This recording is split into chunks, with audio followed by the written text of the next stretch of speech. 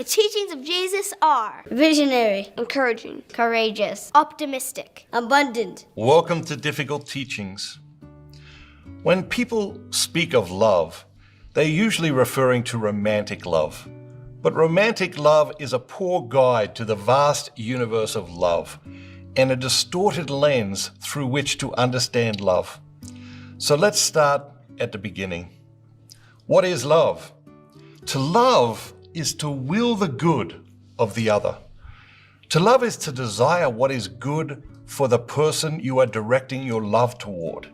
This has nothing to do with feelings or romance. Today's difficult teaching is love your enemies. It is from Matthew's Gospel, chapter 5, verse 44. There are two reasons we struggle with this teaching that I would like to discuss briefly today. The first is the obvious. We cannot imagine ourselves loving our enemies. But that's because we're confused about what love is and isn't. The second is the blinding reality that if we are called to love our enemies, we are called to love everyone. Does God really want us to love everyone? Absolutely. How is that possible?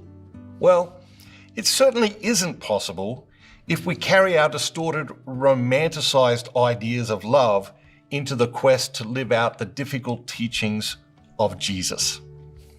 Love is not the same as like. Love is a divine summons, and like is a personal preference. You can love someone without liking them.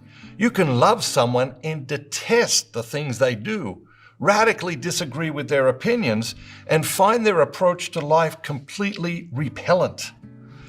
We human beings are experts at creating exceptions to the rule, and just as good at making excuses. Many of Jesus' teachings eliminate our excuses and neutralize our exceptions. This teaching may be at the top of that list. Jesus knows that if you can love your enemies, you can love everyone and anyone. If your enemy sits within Jesus' definition of neighbor, who isn't your neighbor? Here, we see the genius of the gospel on full display. Learning to love your enemy is life-shifting because the realization that you can love your enemy puts your relationship with people who frustrate you, annoy you, and inconvenience you in a whole new perspective. Love your enemies. Desire good things for the people who frustrate you, annoy you, inconvenience you, gossip about you, try to harm you, and indeed hate everything about you and all you represent. What does that look like in practical terms? When someone upsets you by cutting in front of you on the road or taking your parking place just as you're about to pull into it, desire patience for them. Desire peace and serenity for that person in that moment. There is one last point that's worth pondering here. Jesus assumes you will have enemies. He expects you will have enemies. This means that if we don't have enemies, we are probably doing something wrong. We might have lost our salt and our light.